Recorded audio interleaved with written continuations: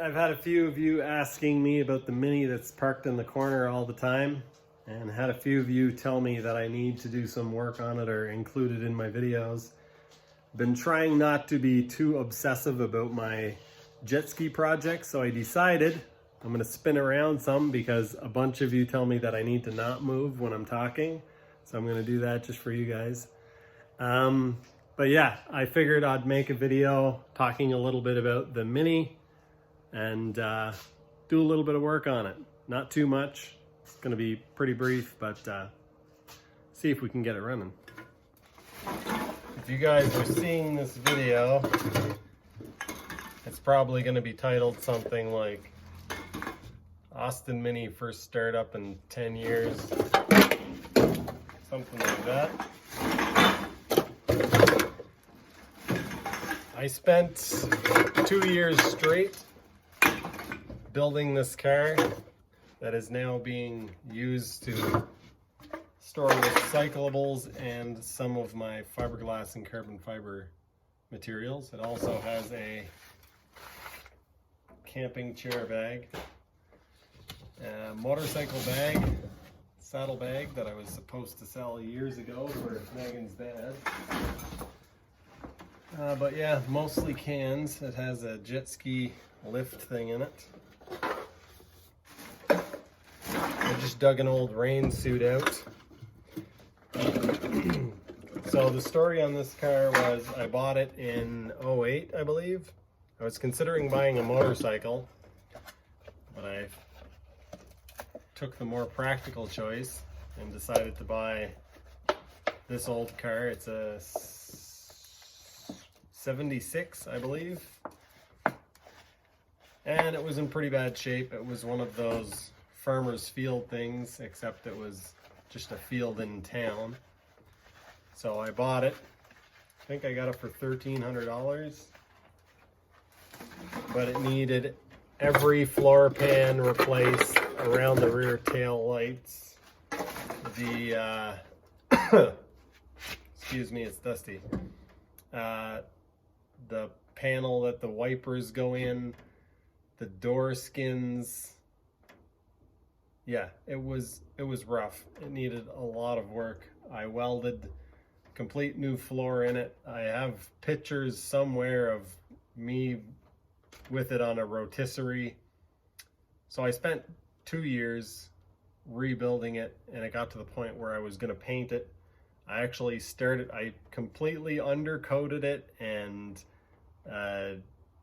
primer. I used an epoxy primer on it, and I got it so that it was ready for paint, and I started painting, and I pulled a complete bonehead move and didn't mix the paint thoroughly enough. It was a two-part paint. I think it was an epoxy paint. I still have some in the basement for it, which may not be good anymore. I don't know. I basically started to paint it, and I didn't mix it up well enough, so the color that was supposed to come out didn't come out. It was basically just coming out as clear. So it fully hardened. I'll see if I can get you guys a shot of what the color was supposed to be like. I sprayed a little bit on the inside of the car here. I've only ever driven it once, and it was to drive it 7 kilometers, about 5 miles from its previous location where I was working on it to here. And the battery's completely dead. I've got the battery out of the trunk. That's where it sits normally, in that hole right there.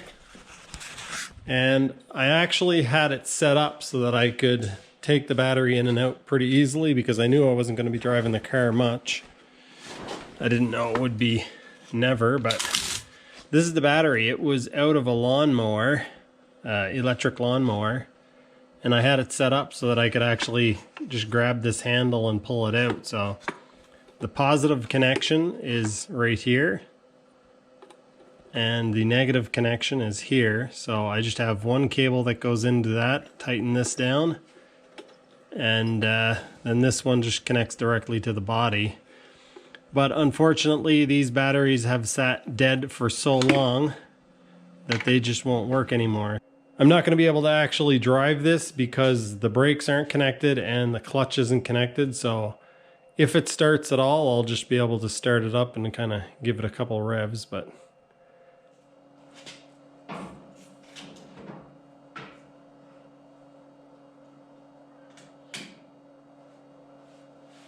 all right, see if that does anything.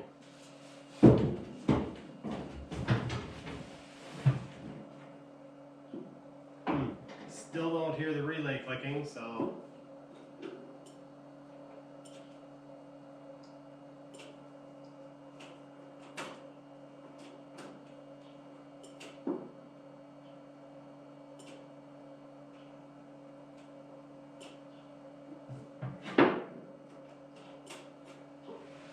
white red is the start wire to the relay.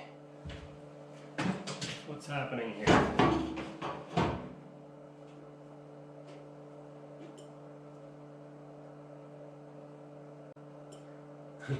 I can hear it jumping at the distributor. Okay, so this relay might either be bad or, yeah, let's see here. It isn't a very complicated starting system, but it's completely covered in dust. I can't really see what color the wires are and stuff, so it makes it a little bit more tricky, but I figured out where the wire from the ignition goes to the relay, so I'm going to try jumping power to it. If that doesn't work, then we'll check to see if the ground is not connecting. Okay, it doesn't seem to be doing anything. So what I think might be going on here is that I actually installed a safety, and I think that relay might either be bad or not getting power. So the way this normally works, this car originally worked, is anytime you turn the key, the engine would spin over. So all they did was they had the relay, the starter relay was permanently grounded.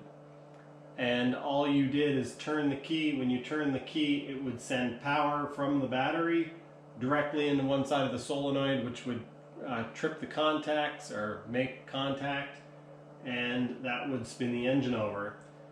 What I've done for safety is made it so that you have to have your foot on the brake.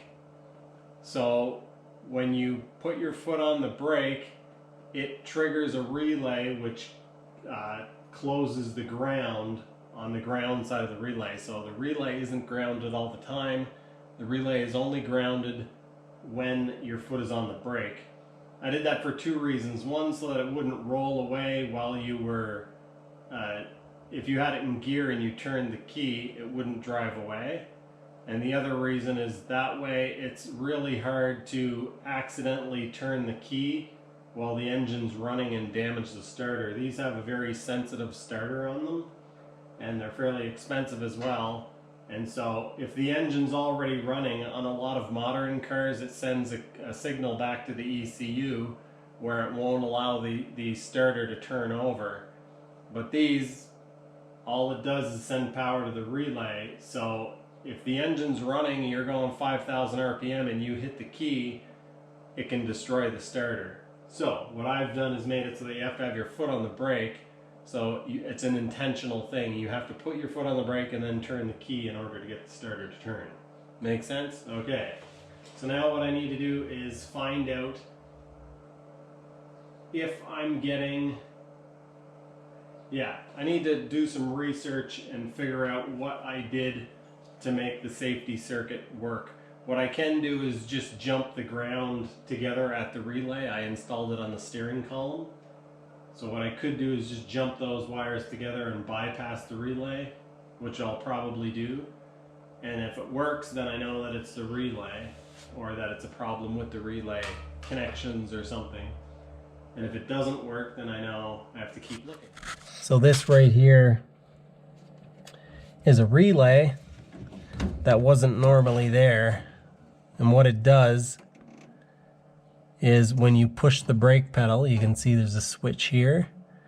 When you push the brake pedal, this is for the brake light, but what I made it do is also the brake light sends power to this relay and makes a contact for the ground side of the starter relay. Right after turning off the camera, I started playing with the brake light switch, which also triggers this relay, and I started feeling and hearing the relay click. I don't know if you guys will hear it, but I'll continue playing with it a little bit and see what happens.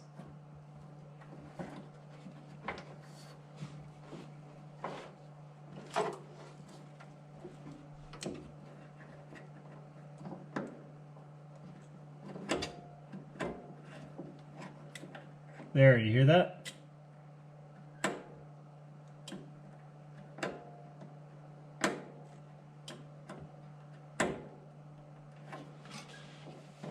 I think what's happening is the brake light switch has some crud in it, because when I push on the brake light switch and then let it go rapidly, it seems to activate the relay. So let's try that again.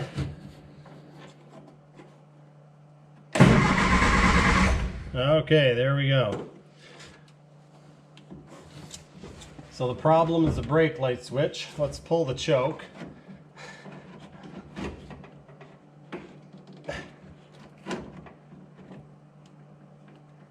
The way this works, you pull the choke and then turn the knob, and it locks the choke on.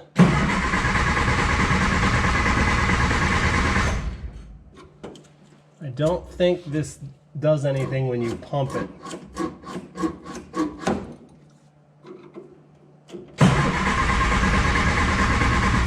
I'm gonna have to get out and spray a little bit of brake cleaner or something in. I know you guys didn't ask for this info, but this thing here, underneath here, there's a little plunger, and it controls the damping. You hear that? It has ATF oil on it that you have to refill at services. And it slows down the movement of the slide, basically. Yeah, I'm gonna spray some carb clean in there, or brake cleaner in there, and then we'll try to start it.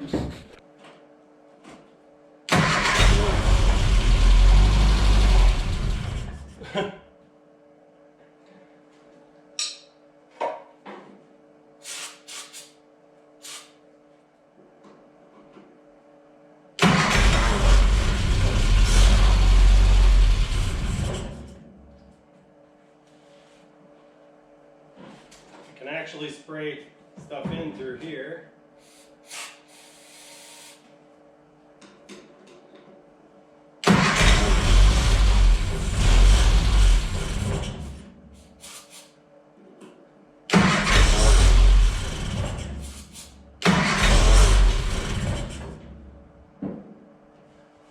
Okay, it's quite clearly only running on brake cleaner. I don't know that this is going to work, but I'm going to try priming the fuel pump with some alcohol. So I've got a bottle of methyl hydrate here. Alright, let's try that. A little bit of liquid in there, a little bit of liquid in the fuel pump. If it needed to be primed, that might work.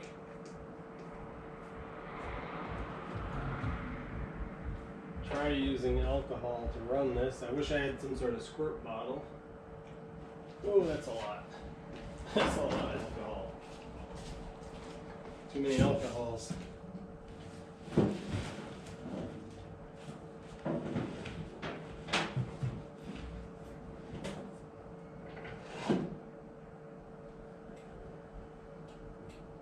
Okay, that's working.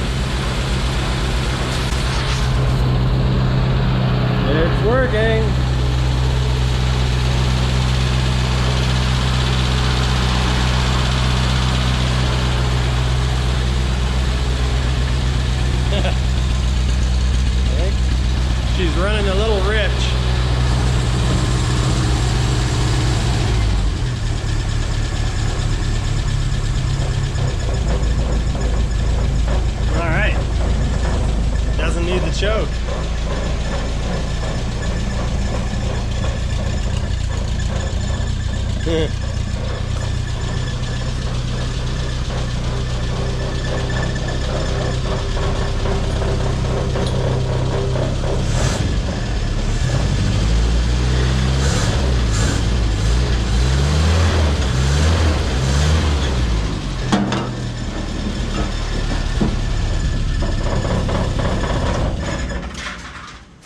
What do you think about all that, Quasar?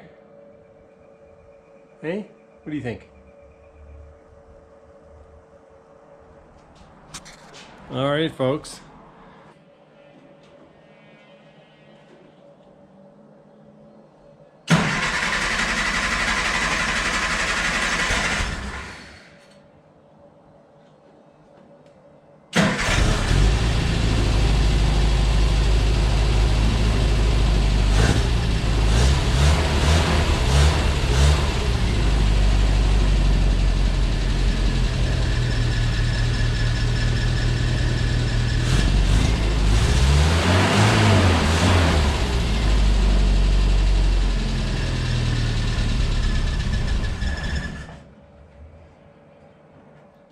I guess I should be surprised that it ran at all. It will need some more fuel. The stuff that's in it's nasty and it's pretty much out. I think it actually ran out of fuel. That's why it shut off on that last clip. It smells pretty nasty in here right now, not gonna lie. The fuel is obviously stale, but sounds pretty good, all things considered. If you guys want to see any more videos on this, let me know. I do have a set of wheels and tires for it. I have a set of 3-piece racing wheels and Advan AO32 tires. Yeah, so I might clean it up a little. If you guys want to see more, maybe I'll clean it up, do some wiring, install the wheels on it.